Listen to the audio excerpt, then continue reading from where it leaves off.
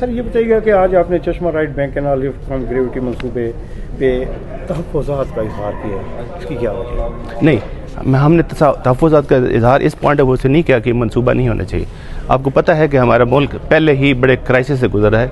हमारी सारी की सारी इंडस्ट्री पिछले 70 सालों में ऑलमोस्ट ख़त्म हो चुकी है और हमारा मुल्क का जो मैक्सिमम दारोमदार है वो ज़राअत के ऊपर है। हमारे पास लाखों एकड़ ज़मीन, बिलियन एकड़ ज़मीन बहरन पड़ी है। इसको आबाद होना चाहिए और इरीगेशन से ही आबाद हो सकती है। मुखालफत बिल्कुल नहीं है।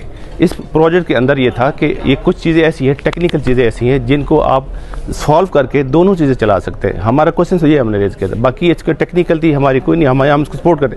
हमारा जो पायनियर था गुलाम फारूक साहब, अल्लाह ताला उनको जन्नत नसीब करे, उन्होंने 60s के अंदर वो आप मिनिस्ट्री वो as a head of industries रहे। ये वापडा, ये आपके इरिगेशन डिपार्टमेंट, ये आपके ये जो रेलवे के ट्रांसमिशन, ये सारी की सारी कंट्रीब्यूशन उस एक बंदे की पूरे पाकिस्तान के अंदर उसे बड़ी मेहनत की हमारे गुलाम फारूक साहब ने। और उन्होंने जब अपनी रिटायरमेंट के बाद जब उस सेटअप से बाहर निकले, उसके बाद उन्होंने अपना कॉर्पोरेट सेक्टर के अंदर आकर अपना डिपार्टमेंट ये बनाया, सिलसिला बनाया और ये प्रोडक्शन डिपार्टमेंट में लेके आए। तो ऐसा नहीं है, हमारा जो ग्रुप है वो डेफस है, मुल्क की वेलफेयर के लिए, इसकी बेहतरी के लिए, इसके अपने आप को कंट्रीब्यूट कर रहा है, सारा कुछ कर रहा है। इसके अंदर चाहते हैं जैसी जो टेक्निकली थी वो ऐसा नहीं है कि हम उसके लिए सेक्रीफाइस करने को तैयार है।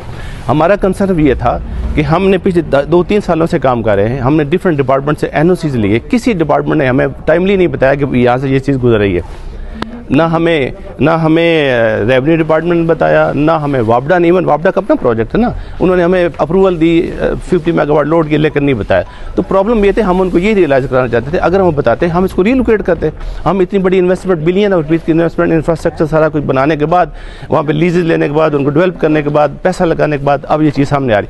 तो ऐसा नहीं, हम उसको कॉपरेट पूरे का पूरा कॉपरेट करेंगे, लेकिन हम उनको टेक्निकली समझा रहे हैं कि जो 4 किलोमीटर का एरिया है, सिर्फ 4 किलोमीटर एरिया, इसको रिविजिट कर लें, क्योंकि इस 4 किलोमीटर के एरिया का ओनली 4 किलोमीटर, उसको आप तीरगढ़ से उठाकर हाइट पे ले जाकर पंपिंग लगाकर घुमाकर 2 प्रोजेक्ट के अंदर से गुजार के अगेन वापस उसी पॉइंट पे लेकर डाउन से जो आप ग्रेविटी पे ला सकते हैं।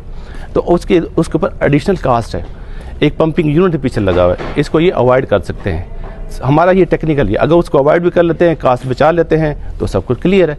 अगर वो कर लेते हैं, अदरवाइज गवर्नमेंट के हम उनको अपोज नहीं करें। अगर इस रास्ते से गुजरना चाहते हैं तो मोस्ट वेलकम। हम अपनी ये जो बिलियन और रुपीज़ की इन्वेस्टमेंट उसको सेक्रीफाइस कर देंगे, लेकिन हम रिक्वेस्ट करेंगे कि हमारी बिलियन और रुपीज़ की इन्वेस्टमेंट जो है, इस वक्त मैंने अपने इंटरव्यू में बताया कि ये हमारा जो ग्रुप है गुलाम फारूक ग्रुप, जो KPK के अंदर अपने डिफरेंट इंडस्ट्री को चला रहा है। KPK के अंदर इसका कॉर्पोरेट जो रेवेन्यू जनरेट होता है, जो टैक्सेस होते हैं, इसको नंबर 1 पहले नंबर पर इनका बिलियन ऑफ रुपीज़ का रेवेन्यू जनरेट करता है, जो गवर्नमेंट ट्रेजरी में जाते हैं और यहाँ से भी वो ट्रेजरी में आनी है। तो हमारा ये है कि हमारे इस प्रोजेक्ट को सेव किया जाए, हमें थोड़ी बहुत इसको टेक्निकली उसके कंस्ट्रक्शन पॉइंट ऑफ व्यू से उसको थोड़ा सा प्रोटेक्ट किया जाए। तो हाँ, सैदोवाली में चिराग सीमेंट को प्रोटेक्ट, जी सैदोवाली में, क्योंकि सैदोवाली लोकल इलाके की सारी ये डेवलपमेंट के लिए सारा कुछ काम रहा। सैदोवाली पहाड़पुर के साथ आपका कोटला है, जितना में ये आपका ये सराउंडिंग इलाका है, उनकी डेवलपमेंट के लोगों के लिए सारी की वेलफेयर का प्रोजेक्ट है। यहाँ तो हज़ारों लोगों का रोजगार है। तो हमें प्रोजेक्ट का नाम लेते हैं जी, मतलब वो प्रोजेक्ट हमारा चिराग सीमेंट का है, जहाँ पे हम पहले 10,000 की लाइन लगाना चाहते हैं, फिर अगेन 10,000 की एक्सपेंशन करते हैं। तो हमारा टोटल प्लान यहाँ पे 20,000 टन का टोटल एक्सपेंशन का प्रोग्राम है यहाँ पे, जो हमें अभी हम इस स्टेज पे अगर रुक गए कि इसको करें या ना करें। अब अगर हम इसका सोल्यूशन अच्छा मिल जाता है तो हमारे लिए बहुत अच्छा हो जाएगा, नहीं मिलता तो फिर हम इसके लिए अल्टरनेटिव हो सकता है हम इस जगह को रीलोकेट करें फिर।